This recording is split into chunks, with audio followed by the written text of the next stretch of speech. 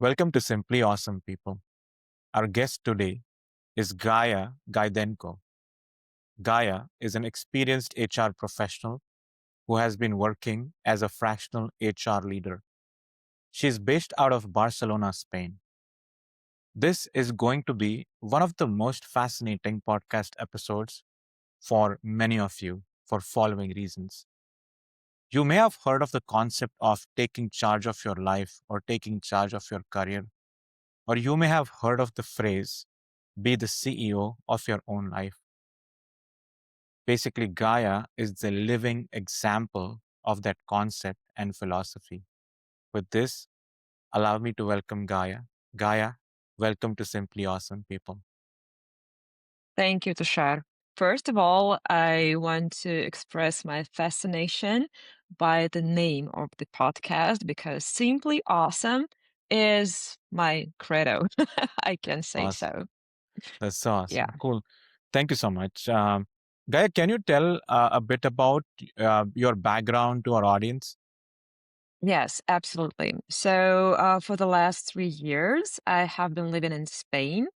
And I worked as the head of HR business partners, and currently, as Tushar just mentioned, I am fractional HR director at the real estate agency. And before coming to Spain, I used to work as HR consultant, as the leader of assessment function in big companies.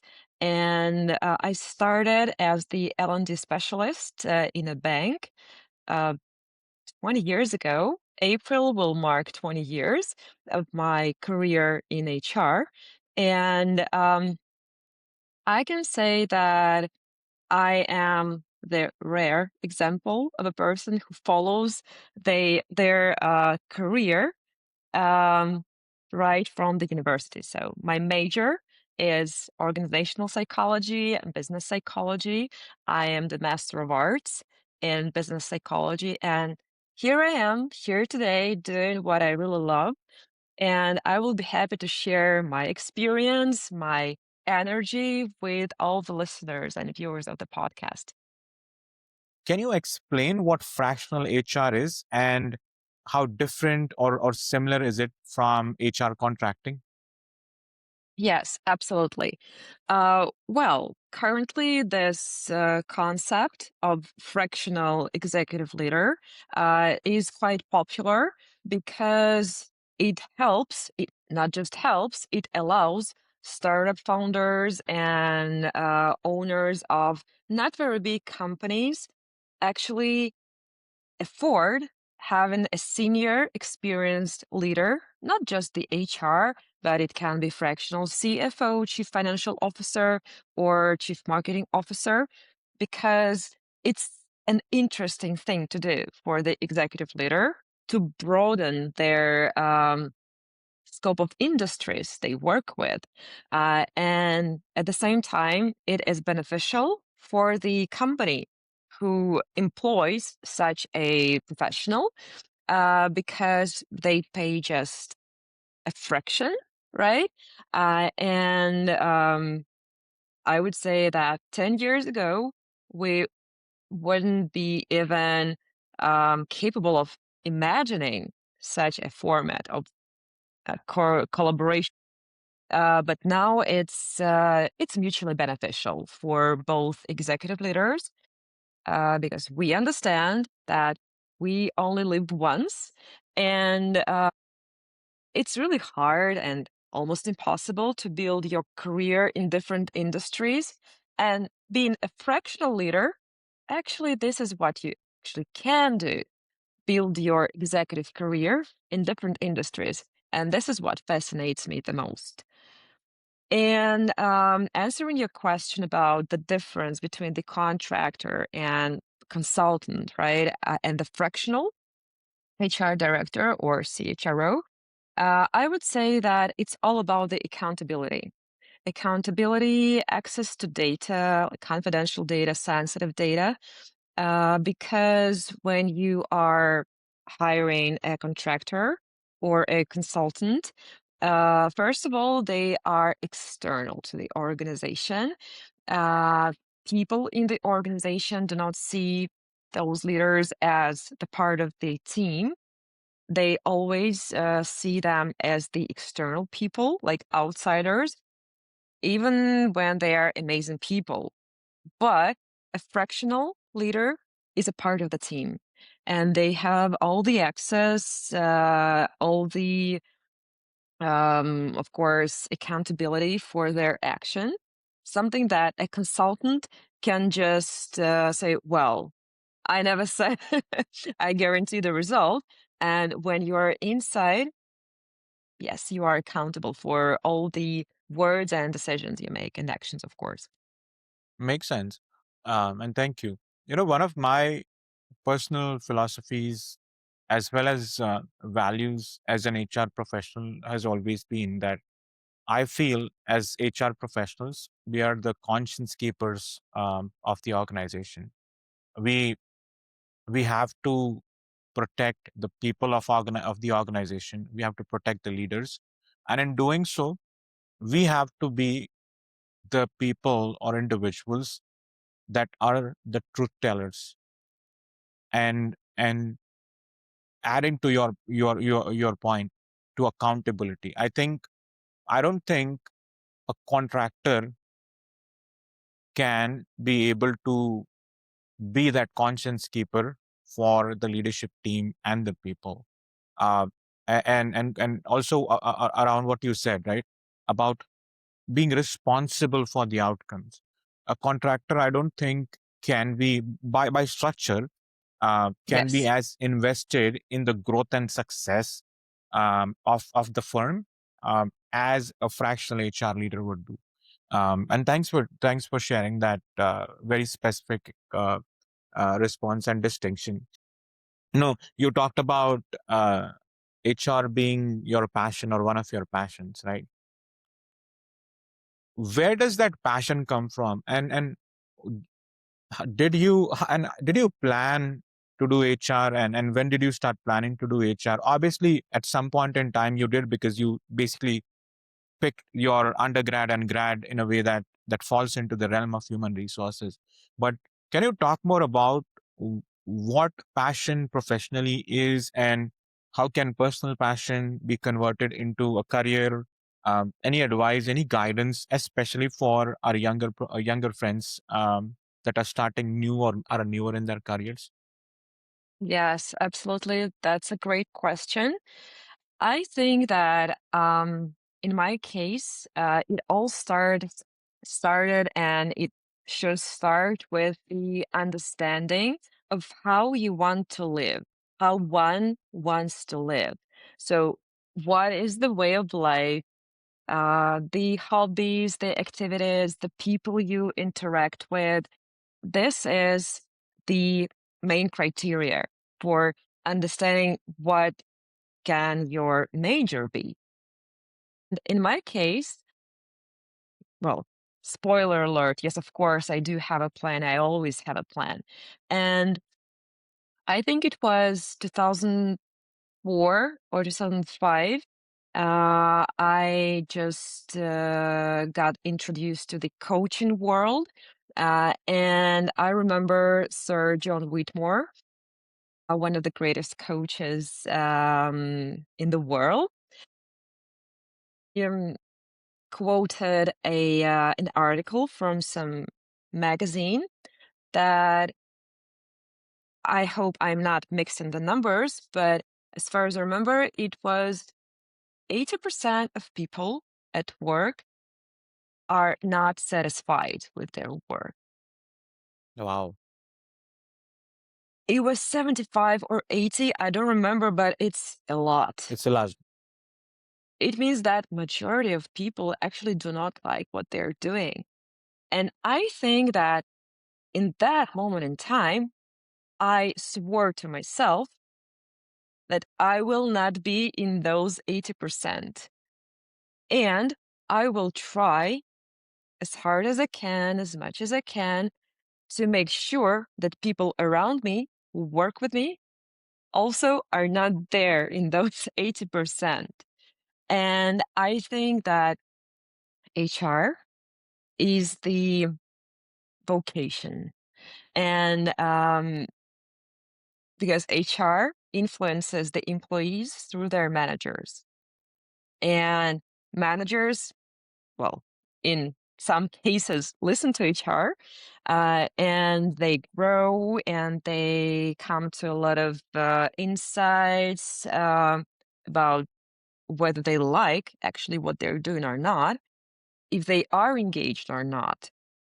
And if your company, for example, launches the engagement survey, employee engagement survey, and realizes that actually there are like a lot of people who are not satisfied, not engaged, this is a big problem because it means that the managers and the higher management, I mean, top management, are not paying enough attention to making sure that people actually are engaged and that they're not just clocking in and out, but actually are impacting. Makes sense. No, you made so many interesting points. Um, it also, I think, so the essence of what you said, and you can correct me, is basically think about what makes you happy. Think about what you would want to do continuously, and not get mentally tired, because physically everybody can get physically tired, obviously.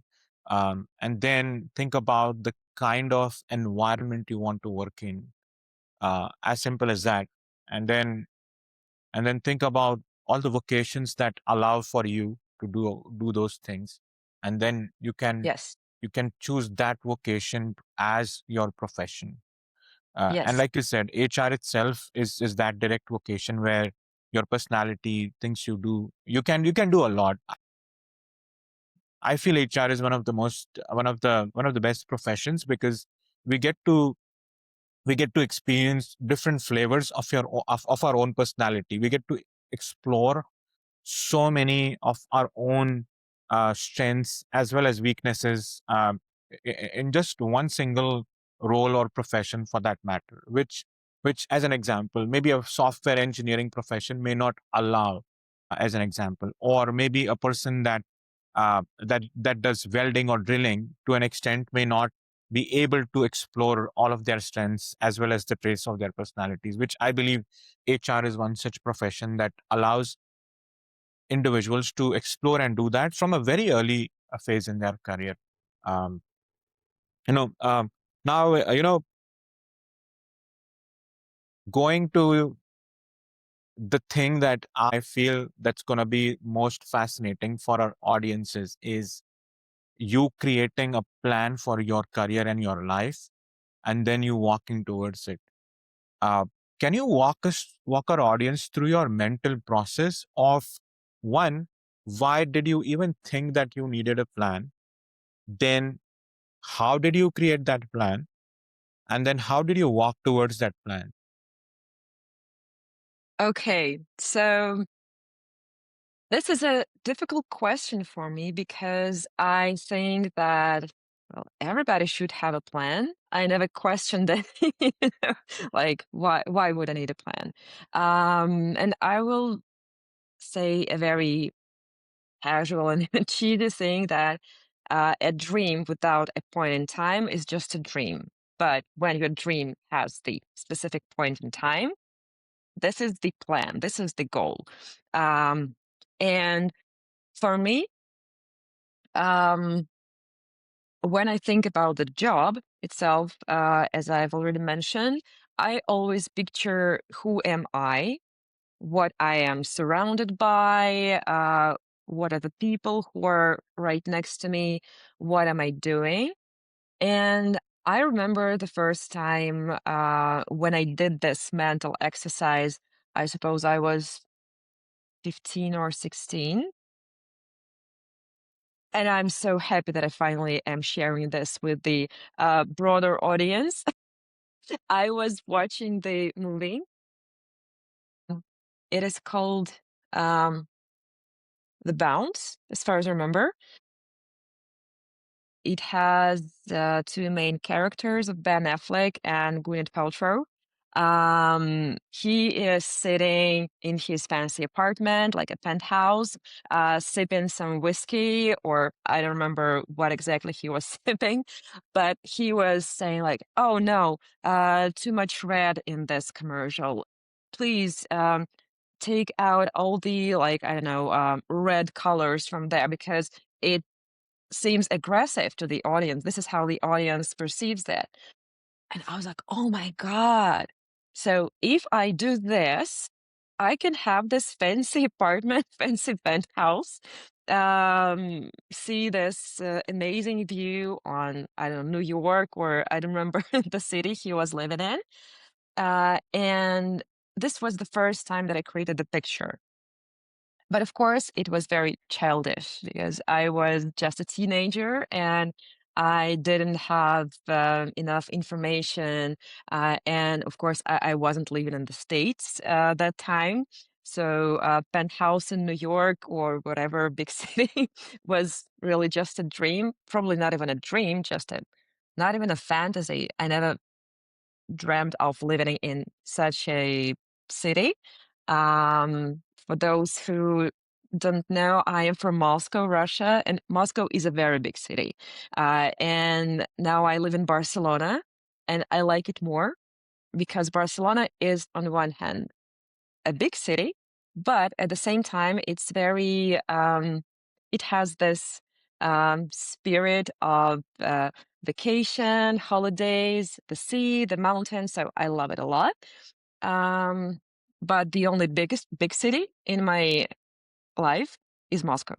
So going back to the plan, back in 2006, I was picturing, so okay, now I am a serious girl. I work as the learning and development specialist in one of the biggest banks. And okay, so how I want my life to be 10 years from now. And I pictured myself living by the water, um, having a very flexible schedule, very flexible. Like I wake up in the morning, I go to the gym, then I take my kids to school. Then I go and visit my clients, my consulting clients, and they're listening to me, and they're like trying to grasp my every word.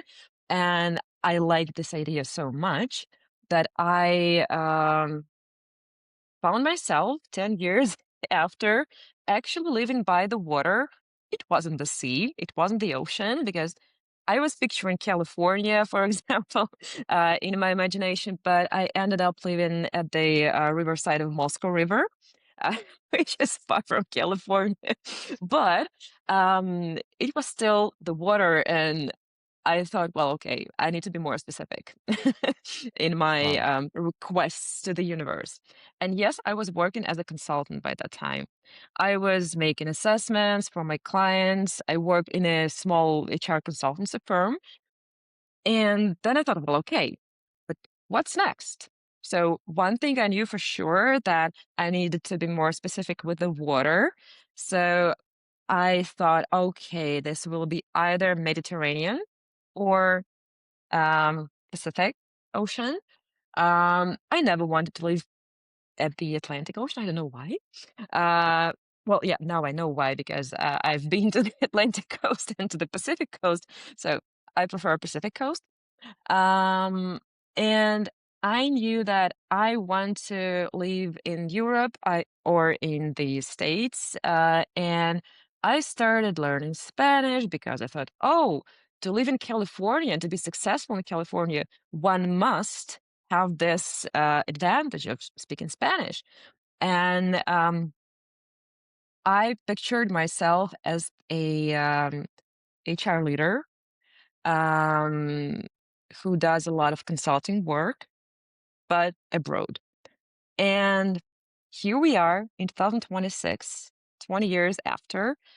I live in Spain, and this is a conscious choice. I mean, not the US, but but Spain. And yes, I'm a fractional HR leader, and I have my own consulting practice, and I have my coaching practice, and I can even say sometimes that I'm happy because happiness is not something very constant. It comes and goes. But yeah, most of the time I am happy. Awesome, and thanks for sharing that. And thanks for the level of transparency in sharing so many of your personal thoughts and methods.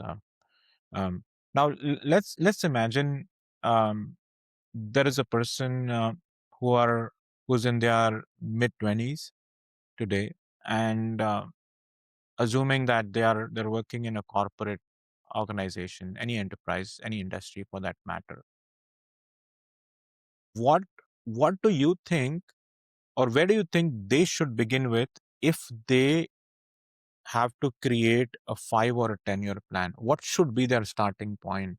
Because I feel, means the way you're saying it, it sounds simple, but I don't think it is simple. I don't believe it is simple It's because, not. right? But it takes a lot of courage, first and foremost, I believe, to put something down um, in black and white on a piece of paper, because it takes courage, because it's easier for us to imagine, like you said, but the moment we put something in black and white, we're also putting that accountability on ourselves, and many of us sometimes are scared of taking that accountability. Second is, I think, not many have the mental structure or models to organize our thoughts in a way to put together them in the form of a plan. Uh, so going back to my question, for a for a person in their mid 20s that want to make a 5 and or a 10 year plan, where should they start from? Yeah, this is a good question. I think that the first, they need to understand what parts of their life they are accountable for. What is in their area of control? What is in their span of control? And if the answer is not very satisfying, then think again. Because why am I saying this? Because when a person thinks that majority of things in their life depend on, I don't know, geopolitical situation, like nepotism in the corporations, etc., um, it's very unlikely that they will succeed in becoming the CEO of their careers and lives. It only happens when one understands that, okay, so these are the things that I control, like my education, the choice of my first and second job, right? Probably even the thought of my job 10 years from now. And of course, being in sync with your values, deciding, so, okay, this is the way I want to earn money, and these are the ways I will never be earning money.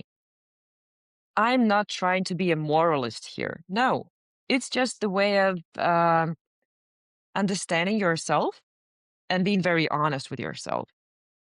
Because remember, those 80% or 75% of people who are not satisfied at their workplaces, they are doing something that they are not believing in.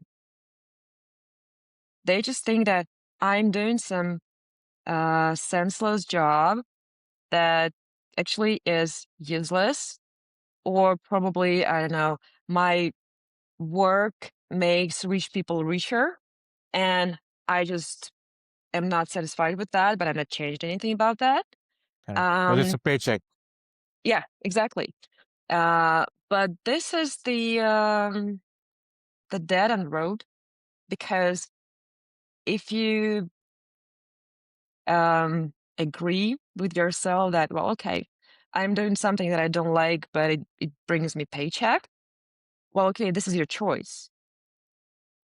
But yeah, think about the values.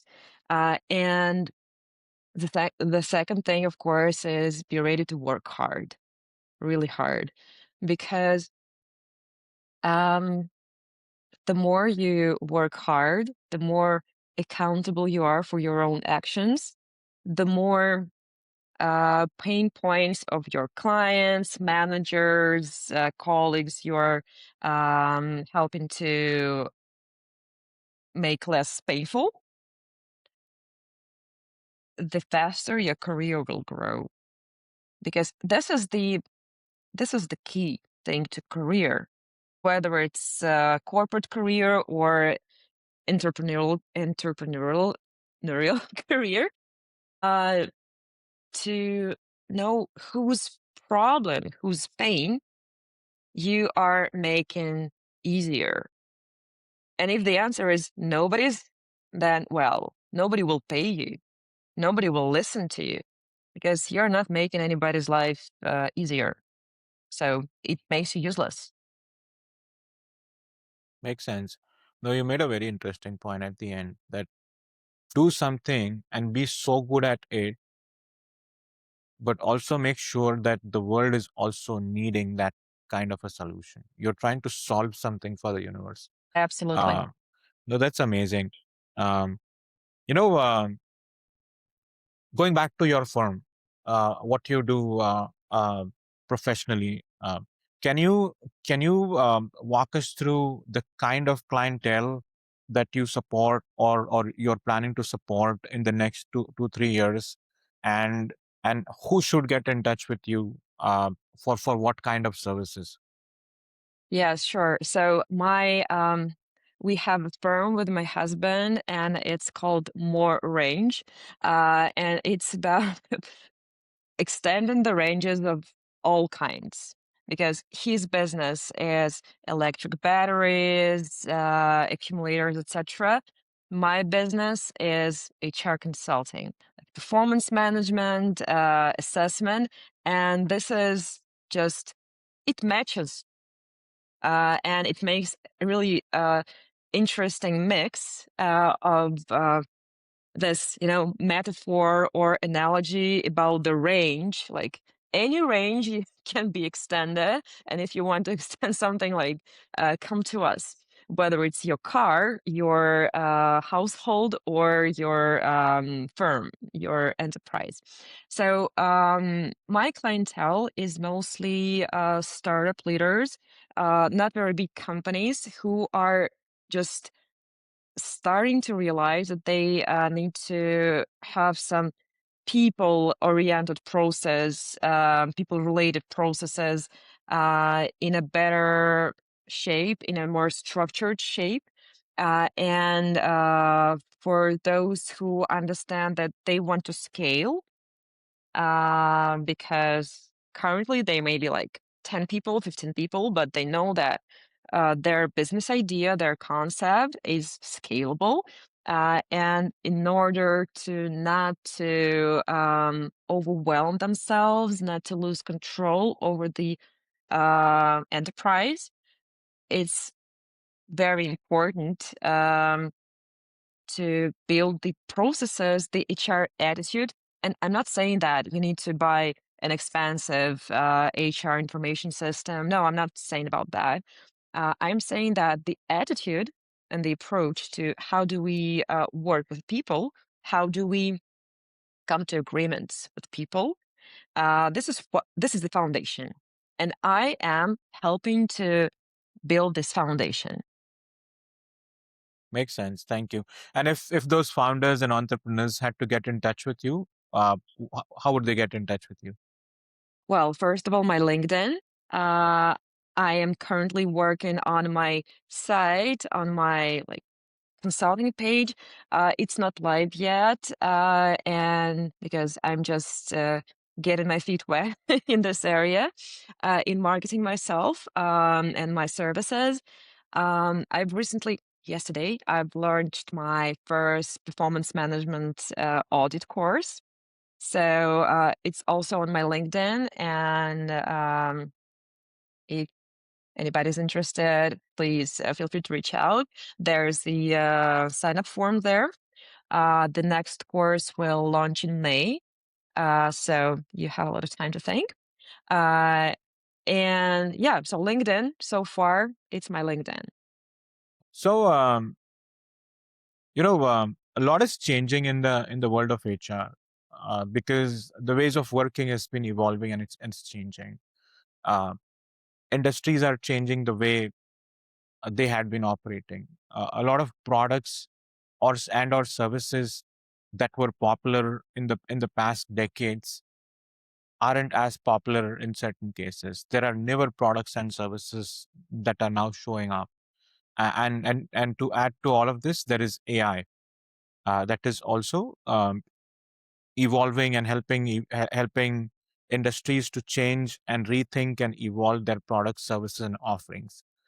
Um, where do you think the world of HR is heading, or what do you think HR would look like in the next 3 to 5 years? So this is a good question. Yesterday, I attended a webinar in the HRO Today Association, and the topic was, of course, AI. Whether AI is the threat, a partner, neither of that. So this was the topic of the webinar. And actually, I think that, well, first of all, HR should not be afraid of the AI.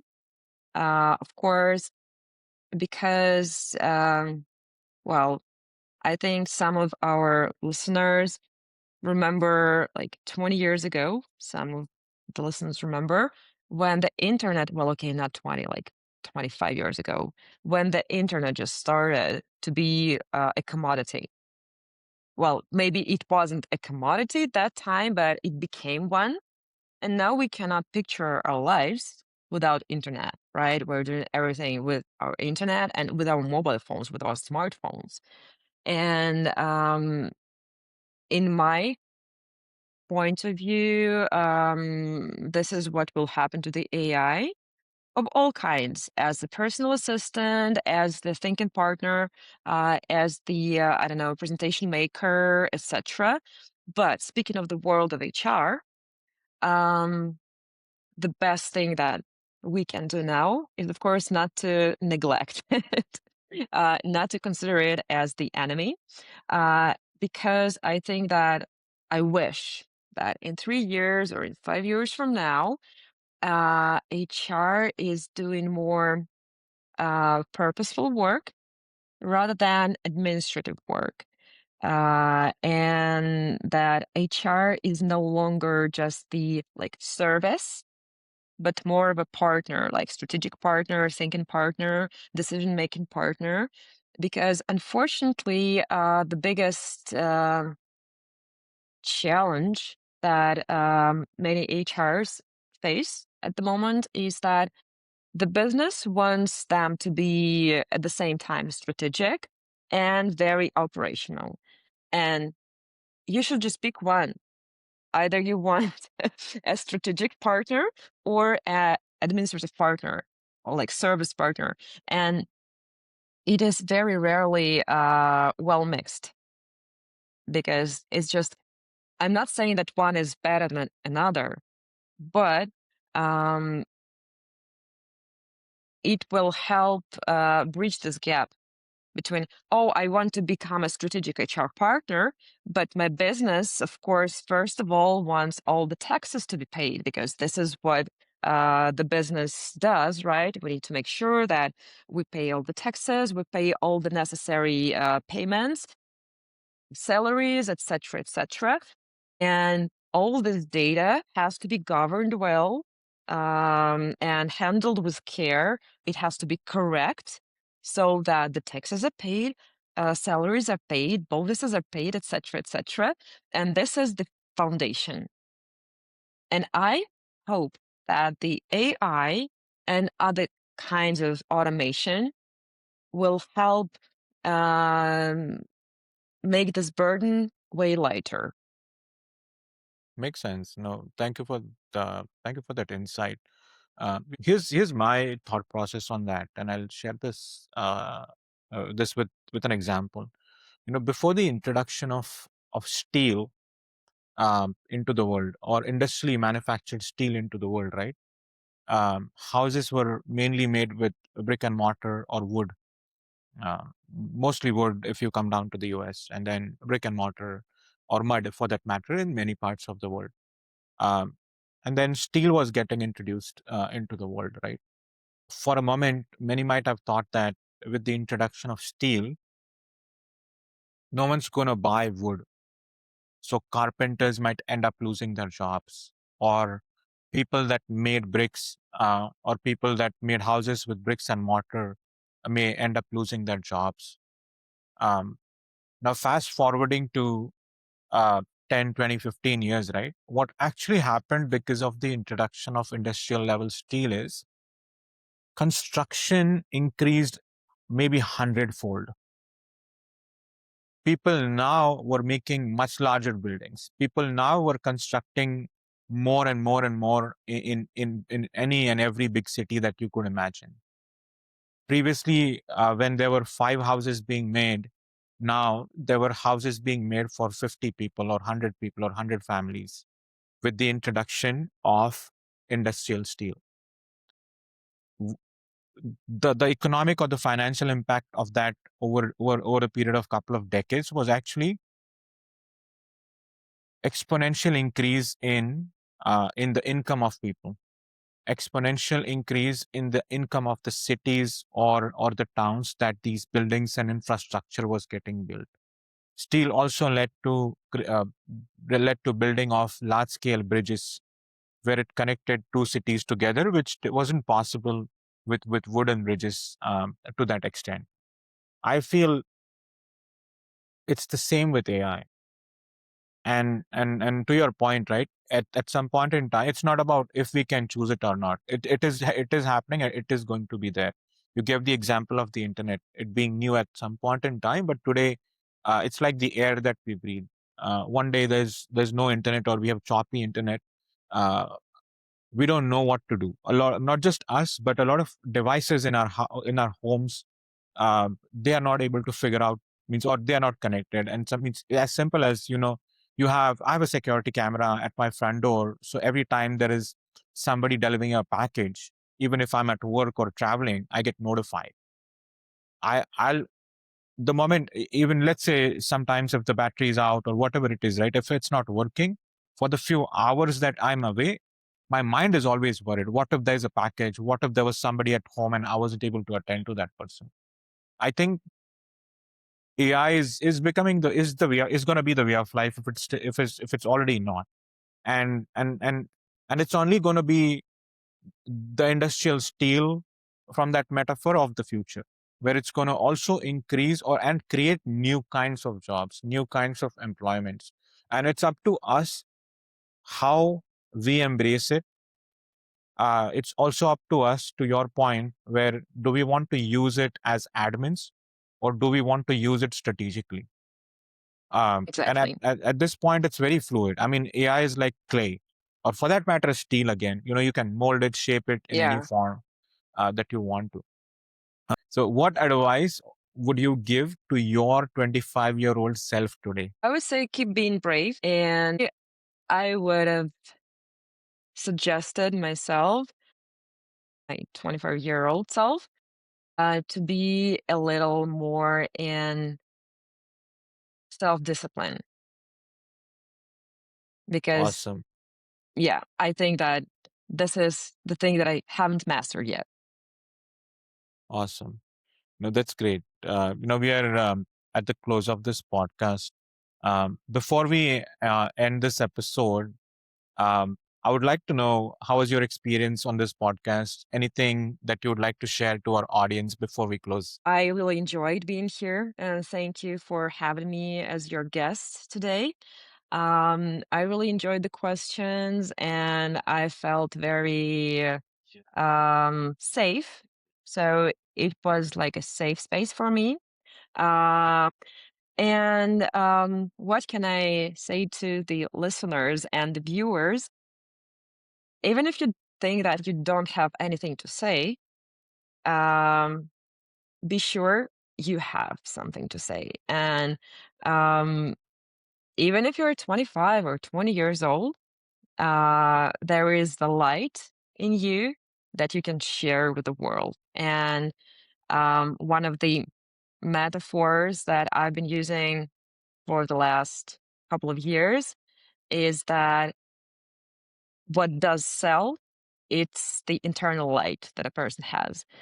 When a person has it, um, they have the attention and good people around them. So I wish everybody to have good people around them who value your internal light. Awesome. Amazing. My request to the audience is going to be look up Gaia on LinkedIn. Go to her website. I know she's trying to build the website, but reach out to her, especially folks that are entrepreneurs, CEOs, founders, co-founders, CEOs. Reach out to Gaia. Um, uh, I believe Gaia and her firm can bring incredible value to your organizations, big or small. So please reach out to Gaia over LinkedIn. And thank you so much for listening to this episode today, and have a great day ahead.